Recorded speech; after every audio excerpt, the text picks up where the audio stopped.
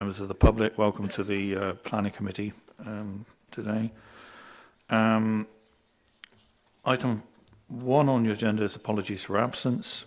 We have a few. Have you been notified of those, Amelia? The apologies? Chair, we've had apologies from Councillor Fletcher. Councillor Fletcher. Councillor Kate Taylor and Councillor Kelly. And do we know who the respective subs are specifically at this point? Yes, we do. We have Councillor Tuffin for Councillor Kate Taylor. We have Councillor Michael Leaves for Councillor Kelly. And we have Councillor Fry for Councillor Fletcher. Okay, thank you very much. Item 2 is declarations of interest. I, as chairman, will be declaring an interest in Sherwell House, as I am now aware of one of the applicants who I know. I don't have a prejudice, but I feel I need to not take this item and declare an interest, and I shall vacate the chair. Anyone else? No other? Right, okay, thank you. Item 3, minutes of the last meeting. They have been circulated to you. Does anybody wish to comment on them? Is that agreed then? Thank you. Item 5, questions from members of the public. Sorry? Oh, sorry. Yes, sorry. Item 4, chair's urgent business. There is none. And item 5, questions from the members of the public. I don't think there are any. Are there this time? No? No, Chair. No. Okay. That brings us on to item 6, which is planning applications for consideration. 6.1, land off Aberdeen Avenue, Plymouth. The case officer on this application is Kate Saunders. And if you start whenever you're ready, Kate, please. Thank you, Chair. This is a reserve matters application for 85 dwellings where matters relating to the appearance, landscaping, layout and scale can be considered. This application follows an outline application for up to 86 dwellings, which was granted consent in December 2014, where the principle of residential development was established. So this was the indicative plan that was approved at outline stage, but this plan was just for illustrative purposes. So the sort of layout of the properties, that wasn't agreed as part of this application. The outline application did originally approve consent for the access from St Peter's Road here. However, a subsequent application in 2015, which was granted on appeal, then approved access to this site from Aberdeen Avenue rather than St Peter's Road. The location of the access cannot be revisited as part of this application. So this is the proposed layout submitted for the reserve matters application, and this is the access here off Aberdeen Avenue that has already been approved, and we can't revisit that as part of this application. The applicant is proposing a range of house types from 1-bedroom flats to 4-bedroom houses. Officers consider that the layout and scale of development is reflective of the established character of Manadon Park. The applicant has given careful consideration to the existing constraints at the site, including the location and extent of protected trees and the need to ensure a sustainable drainage solution is delivered. So there are protective trees that run around the edge of the site, so they've been a key consideration in the siting of the development. This has resulted in the extent of the informal green space to the east being reduced in size. So if I just go back to the illustrative plan, so the eastern portion site here, this was the green space that was indicated on the illustrative plan. But as a result of sort of considering some of the more detailed aspects of the scheme, the development has had to sort of push out slightly here, but we still have this retained green space area here. And a green route will be established around the entire perimeter of the site. Officers are satisfied that the proposed green space will still act as a suitable buffer and that a net biodiversity gain will be achieved through additional tree planting and hedge creation that was not envisaged at outline application stage. The proposed new dwellings will create a good standard of accommodation and have been sensitively designed using a range of materials. So here's some of the proposed streetscape. So you can see there's a range of brick and render and a combination of the both with different protecting gable features and window patterns. The extensive landscaping scheme will also contribute to the appearance of the development. So there are over 70 new trees proposed as part of the landscaping scheme. The development will provide the required 24% affordable housing, with a much needed 3-bedroom disabled unit forming part of this provision. Officers are recommending approval of the application and consider that points of further detail will be covered by conditions on both this and the outline application. So just to confirm as well that construction access is proposed from St Peter's Road. So that will go in here. There is an approved plan for that. And here are just some views of the site. So this is on sort of the western portion of the site here. In the distance you can probably see Plymouth Parkway. We've got the football pitch at the back.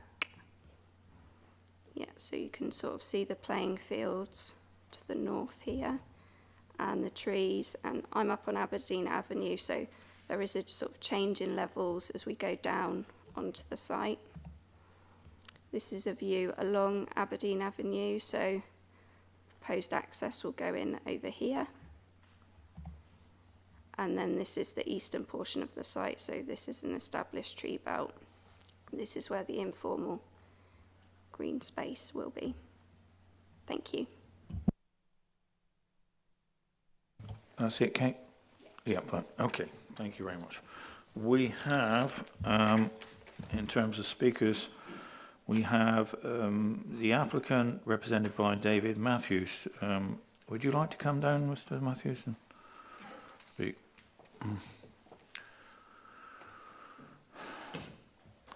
Welcome to the committee. Just for your information, you have 5 minutes of which to address the committee. We remind you 1 minute before the end of that period. So whenever you're ready, start away. Thank you. Chairman, councillors, thank you. My name is David Matthews, Development Director from Barrington Estates. Barrington Estates are a local developer based in Exeter who seek to deliver high quality housing through using local trade, supplies and materials. I'd like to confirm for the record that we were not the original applicant on this scheme, but have taken ownership of the land following the grant of the outline planning consent and the associated appeal on the access which Kate has referred to. We have therefore followed planning policy and the planning permission afforded to us in the submission of the reserve matters as per your officer's report. I would like to just clarify 1 or 2 comments that are, in relation to the applicant for information, whilst covered in the report, feel that they're worthwhile mentioning. Number 1, we have the benefit of an outline planning consent and section 106, which we are following and which was granted by Plymouth City Council, and our proposal does not increase the number of dwellings or in fact type or use of development. It responds in more detail to the principles established in the outline consent and follows the detail that has been established through the influence of trees, surface water and ecology. The access is, as Kate alluded to, granted on Aberdeen Avenue and was granted via the impaired inspector. We have, though, reached agreement at our own cost for, and as Kate alluded to, a construction access that will be exclusively used for the purposes of coming off St Peter's Road. That will be for construction traffic, therefore no construction traffic will come through the Manadon Park development or from Aberdeen Avenue. This will be secured by a planning condition by way of an approved construction management plan. This has been negotiated at the request of the leader of the council, who also is the ward member, and has come at a worthwhile negotiation for all parties concerned, which we hope will be seen as a positive step by us in the eyes of local residents, who I understand have raised highways and safety as an issue. Overall green space has in fact, as Kate touched on, overall increased from the quantum that was proposed, but in different formats. So there is an ecological net bio gain over the scheme, but the uses have just been moved around the development as influences have been picked up, such as the creation of 2 surface water ponds, which will offer ecological benefit, and the reformalisation of the open space to the east of the scheme. We're providing, as outlined, a welcome mix of 1, 2, 3 and 4 bedroom houses, so therefore catering from first-time buyers and larger families with oversized gardens and on-plot parking with a ratio at the highest end of the scale. We have received confirmation from South West Water that foul sewage can be accommodated within St Peters Road and will be under the temporary construction access that is being identified by Kate. South West Water have confirmed that capacity exists in there, and that is where we will be taking a point of connection. Surface water has also been submitted with the application, and we can confirm, based upon the detailed surveys that have been undertaken, that surface water can be accommodated on site by way of soakaways and the formation of 2 attenuation ponds on site. These will be secured under a residence management company with an agreed management strategy that will again be submitted back to officers here for their approval as part of conditions. The land is in private ownership and has been for many years, well before our involvement, and the site is harassed off for safety, yet damage and trespass is still occurring. No consent has been granted for people to walk dogs, and nor has a consent for its general use been granted. However, it is hoped that when the development is finished, the open space will obviously be enjoyed by not just residents from our proposed development, but also the surrounding residents. The Reserve Matters process has been worked on collaboratively with officers and the team at Plymouth City Council, and for that Barrington Estates offers its thanks. We have listened to comments and have made amendments where practical and at the request of officers, and this we hope has resulted therefore in your officer's recommendation that is presented to you today being ratified. We have as a result no technical, policy or statutory objection to this application. 1 minute remaining. As outlined, it is our desire to deliver a high-quality development, and we feel that is shared by officers and is a result of what is proposed in front of you here today. The development offers well-established benefits to the local community, and whilst we note resident objection, we have in turn received interest from local residents who are wishing to live or work on the development during the construction phase.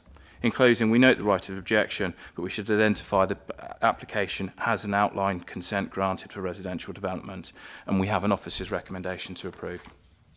It is our intention to commence the development as soon as practical and will undertake its build duration with all haste.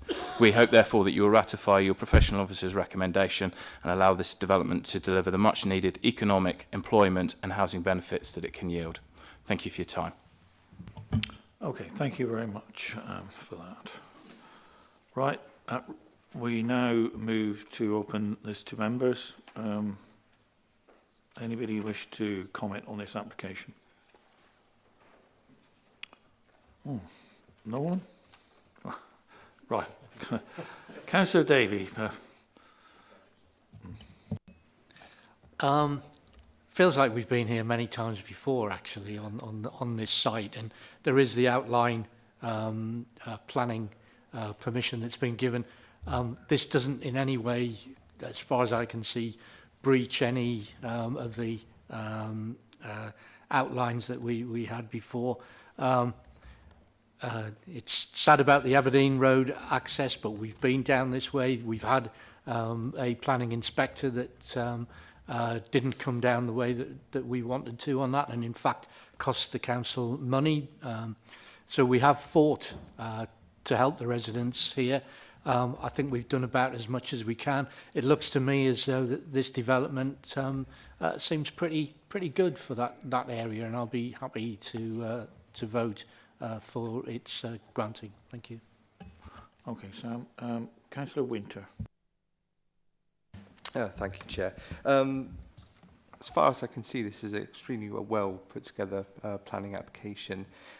It's catered for the use of the informal green space, which, although private property, has still been allowed to be roamed by dog walkers, etc., even to the point where some of the gardens have been slightly reduced in size to make sure that there is that corridor around the development.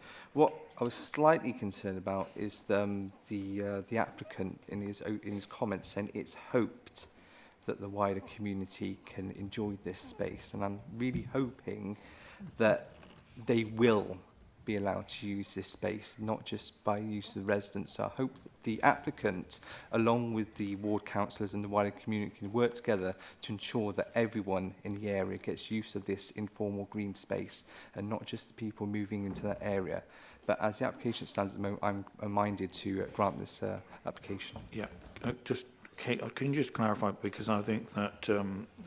Yeah, I just think it was the phrasing of the speaker. So yes, it is the intention that everyone in the wider area would be able to use that green space. Councillor Lee. Thank you, Kate. Yes, just a one query about the management of the water system, the rainwater. You said there's a management system going in place to look after that. How is that maintained? Who pays for it and how long for? So we have seen some details of the proposed surface water drainage, which has been looked at by the lead local flood authority, and they are happy with the principles put forward by the applicant for individual on-plot soakaways serving each house, and then the highways drainage would be dealt with again by a range of soakaways and these attenuation ponds. There are conditions on the outline application which require further details of the drainage system. So we would be looking at the technical details again at a later stage. As the applicant said, the management for those attenuation ponds would be done by a management company, not by... no, the attenuation ponds would be part of a Section 38 agreement. So in adopting the roads, the Highway Authority would take on some ownership of that. There is likely to be sort of commuted sums that would be paid for the maintenance of those facilities, but that would be done through the Highways adoption process. So are you saying that the new owners of the property will be paying something towards it for life, or is it just purely one-off and the highways will pick up the tab? There would be there is a management company to cover certain things on the site, but yeah, the attenuation ponds, as far as I'm aware, would form part of the highway agreement at a later date, and those sort of details would be agreed with the Highway Authority in terms of costs for maintaining those into the future. Okay. Sorry? You? Yeah, sorry. Yeah, carry on. Vice Chair. I couldn't read the writing, sorry. I do apologise. Just one little question. One of the ward councillors has actually asked if I could ask on his behalf. I can't see a condition in here regarding the current residents. Can I not do that? Chair, we've had this before. We are not here to represent wards, I would submit to our lawyer, still less wards that we don't even represent ourselves. Chair, yeah, it's not for this committee. No, well, I'm sure that if you want to ask a question, but it's not, it's, you know, as outlined to you.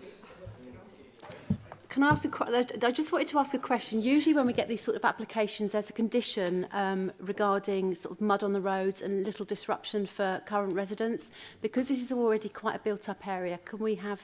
I can't actually find a condition. Could you highlight if there is a condition in place, please? Yeah, so... I'm sure there will be, Kate. Yeah, so a number of conditions are on the outline application, so they are still in force and the developer would need to discharge those conditions. So if I refer back.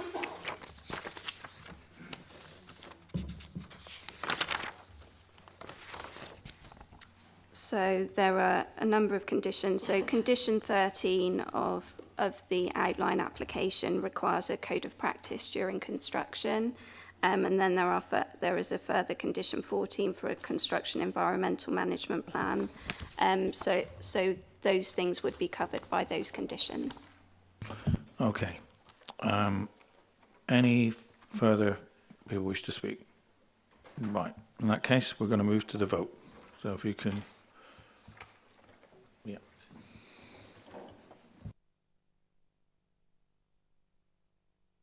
I'm sure you know the format for voting. It'll come up on your screen shortly. It's not come up on mine. Oh, yes, that's it. Right. The recommendation on page 7 of your agenda is to grant.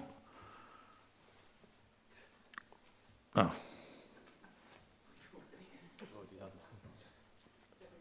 Right, okay. Okay. Right, well, that's carried, isn't it? I don't know quite what happened on my screen, 'cause I don't even touch my screen, actually, but anyway. Had I touched it, I would have voted for it, so that's all. Right.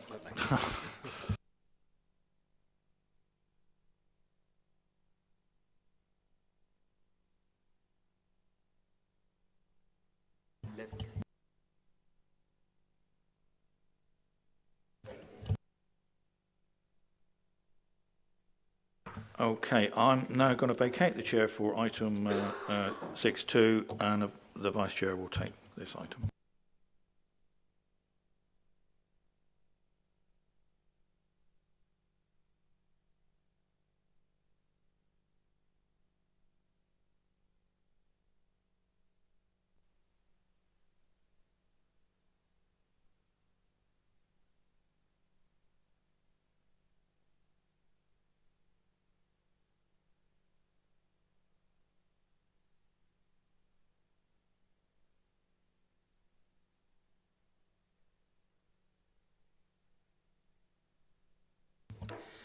Okay, thank you. Good afternoon. I will do my best.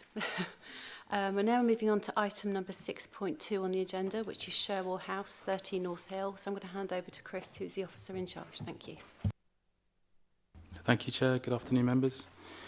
This planning application proposes the redevelopment of Sherwell House, which is located on the vibrant North Hill. The proposal includes 14 new units of accommodation, including 7 two-bed flats and 7 HMO flats, ranging from 3 to 6 beds. The 10 flats within Sherwell House, which were approved under a permitted development a couple of years ago, will remain. However, the coach house in the east of the site will be demolished to accommodate the development. The site fronts onto Armada Street to the north, Marlborough Road to the south, North Hill to the west. The city centre and Drake Circus shopping centre is within close proximity, as is Mutley Plain to the north. Public open space is also very close to the site. We have Drake's Reservoir here and Public Park just here. There's the application site. Members will be aware that the joint local plan has now been submitted for examination, and this includes policy Dev 11, which seeks stricter control of houses of multiple occupation. Whilst the policy is not yet to be adopted, it is a material consideration that holds significant weight, as during the Regulation 19 consultation process, the authority did not receive any objections. This policy sets a blanket 10% HMO threshold within the Article 4 direction within 100 metres of a site. However, this policy is yet to be examined. The site is within the Article 4 direction area, which gives the council control over the loss of family dwellings to HMOs. This application, however, does not result in a net loss of family dwellings. Officers recognise that the number of HMOs within a 100-metre area of the site exceeds the old and the threshold of 25% and the emerging threshold of 10%. However, given the immediate characteristics of the area, the development is considered acceptable. The NPPF states that planning applications must be determined in accordance with the development plan. In this case, the core strategy is still the development plan and does not have a specific HMO policy. The NPPF also states that applications should be approved without delay unless any adverse impacts of doing so would significantly and demonstrably outweigh the benefits when assessed against the policies in the framework taken as a whole. Officers consider this is a highly sustainable location that has a varied mixed-use character. Higher density living is common in this locality, akin to city centre locations, which are close to places of work, community facilities and areas of recreation. The site is also some distance from the more traditional housing areas further east along Armada Street and Deptford Place, thus reducing its overall impact on the community. Sherwell House itself does provide townscape merit. However, its appearance within the street scene is has a slightly incongruous layout. The development seeks to retain Sherwell House and complete the street scene along North Hill, Armada Street and Marlborough Terrace. This has been supported by Council's urban design officers. With respect to use, the applicant states in their submission they are not targeting the student market, instead offering private and shared renting accommodation for young professionals and families. The application proposes a wide mix of housing sizes that accords with the policy and the government's recent housing white paper, which will help support a balanced community. The council's housing delivery team support the proposed housing mix and tenure given the area. Officers are not naive to the fact that students could occupy these units. However, it would of course be inappropriate to exclude any one section of the community. This is a finely balanced application and one where all the material considerations must be taken into account. Having now assessed all the considerations, including the Council's 5-year housing supply and the MPF, on balance, officers recommend that this application be approved, subject to the signing of a Section 106 agreement, as its benefits are considered to demonstrably outweigh any adverse impacts. So I'll just go through a couple of images. So we have Shower House. This is fronting onto North Hill. This is the south elevation of the building. When it was converted from offices into flats, these windows here were actually blocked up, so they don't actually provide any light into the flats. This is where one of the extensions will be attached to. This is Armada Street here. It's looking down it the other way. It's the same situation. These windows here on this don't provide any light into any of the flats, and the second extension will go onto this side. So just to give you a layout, that's Shower House, Armada Street, North Hill down here, Marlborough Road. This is the coach house which is to be demolished. So this is the proposed site plan. It's like a roof plan, so you can see the roof of Shower House. This is the smaller of the two extensions, which will accommodate 6 of the 2-bed flats with the bin store, cycle store on the ground floor. And this is the larger of the 2 extensions fronting onto Marlborough Road, joining onto the existing terrace. Just to give you an overview of the accommodation schedule for the whole site, if permission were to be granted. So within Shower House, we have one one-bed flat, 2 2-beds, 4 2-beds, 3 3-beds, and 2 4-bed flats. All of these are Class C3, not HMOs. And within the proposed extension, you can see the housing mix here. This would give a total of 24 units of accommodation on the site, demonstrating 8 different types of unit. Overall, 75% of these would be classed as C3 dwellings, and 25% would be HMO. This is the lower ground floor. So this is the lower ground floor of the extension facing onto Marlborough Road, just here. This is the upper ground floor. The topography of the street of North Hill heading that way means there's sort of split levels. This is the office space which has been proposed, which is ancillary to for the management of the accommodation. First floor, second floor, and third floor. You've got the 2-bed flats here, and this is the range of HMOs here. This is a typical floor plan of Shower House. This is actually the North Hill street here. I was going to flip it around, but then all the words would have been upside down, so I just left it like that.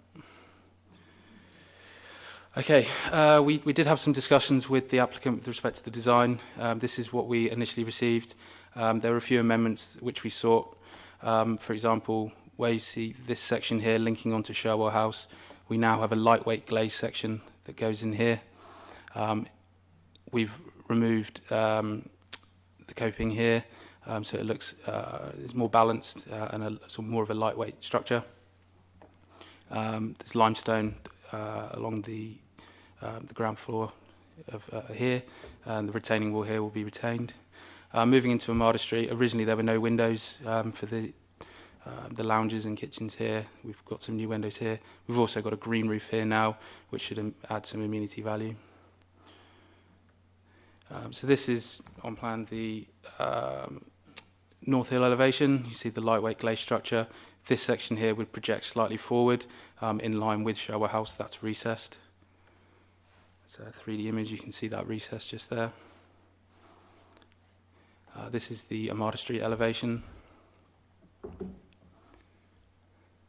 And this is the Marlborough Road elevation.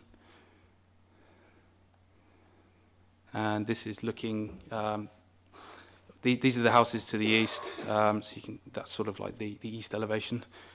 See the windows are proposed in here. These are a couple of streetscape images, looking how the height is followed on Marlborough Road. and the North Hill street scene. That's Sherwell House there. You can see the proposed extension there and just there. This outline here is indicative for the application that was approved at committee early this year for the development of the Union Glass site known as 1 Armada Road. But this here is the single-storey shop, so it's Stags on the corner, the Mousetrap bar, and there's a hairdresser's in here. It just gives an indication of sort of the scale of the development in the street scene. And there's a couple of photos, so we have Stags, Sherwell House just looking down Armada, just looking up North Hill, down North Hill, within Armada Street, and also in Armada Street, just to give a flavour of some of the other buildings within the area. Okay, thank you. Thank you very much, Chris. We have one speaker. We've got Mr. Vince Rosson. If you'd like to join us, please.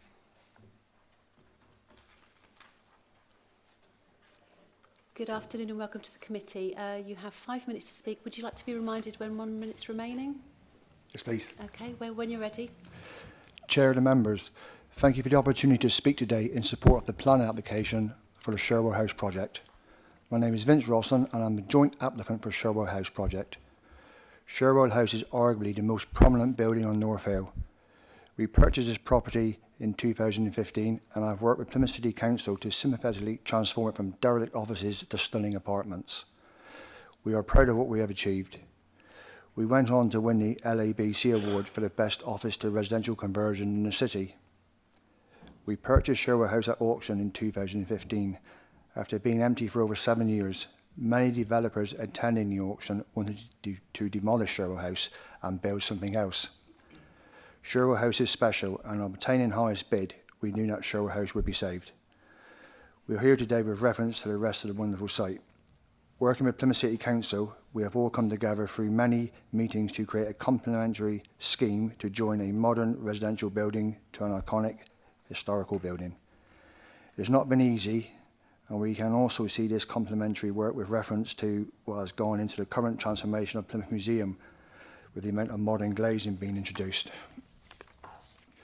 Taking this on board and working with the historical and urban planning officers, alongside our architect John Bavin, who is highly respected within Plymouth City Council, a wonderful residential opportunity for North Hill has been created. The full-height glass wall between Sherwell House and the new apartment buildings form a modern architectural transition between old and new. It's never easy, but working with the urban planning officer, this was achieved.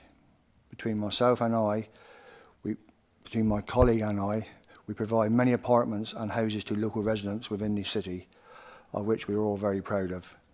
Plymouth is our home and we are local developers. We were the first landlords to obtain HMO licensing status in Plymouth and continuously work with Plymouth City Council on providing high quality accommodation for local residents.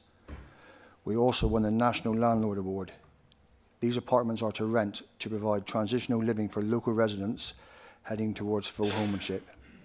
These apartments provide high quality living, offering easy access to city centre working in a car-free environment, reducing both pollution and commuting times. We have created a mix of apartments to provide for modern living in this great city.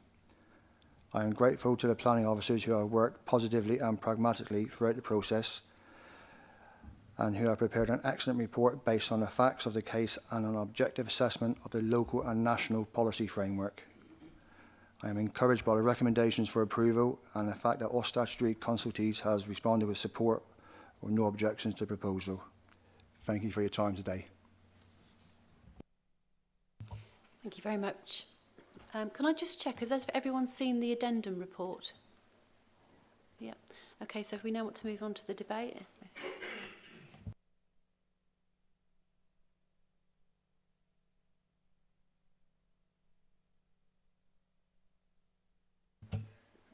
No one wishes to comment on this one? Okay. In that, Peter? Obviously,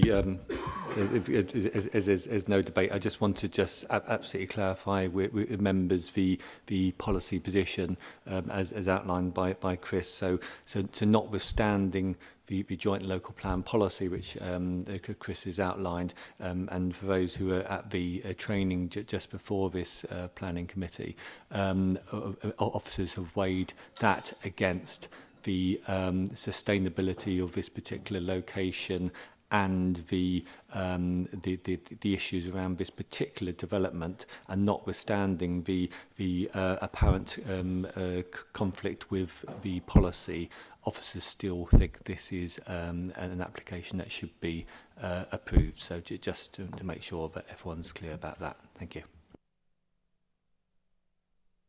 Okay, your last chance. Okay, in that case, the recommendation is to grant subject to Section 106 obligation. So can we move to the vote, please? Thank you.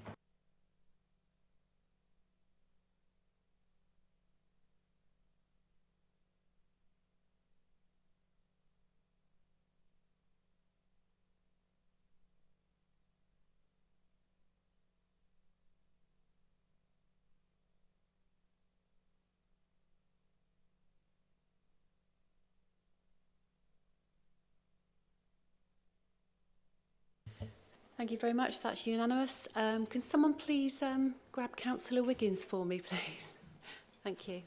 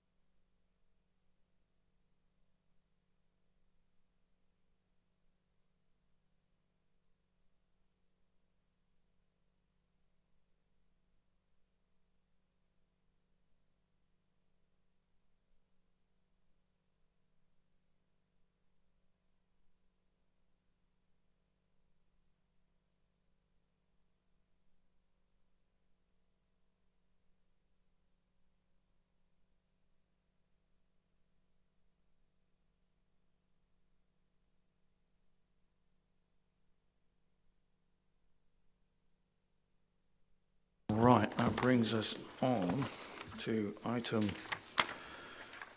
7, which is planning application decisions issued. You've all been circulated with that list. Is there any questions or on those at all? Okay, that's agreed then, and that remains for me to declare the meeting closed and remind those of you who've not had the training. Peter's worked very hard to get us a top-notch training, which is not going to take too long, but it's very important. Yes, it is. I'll start it now. Yeah, okay. And thanks to the Vice Chair. Thank you.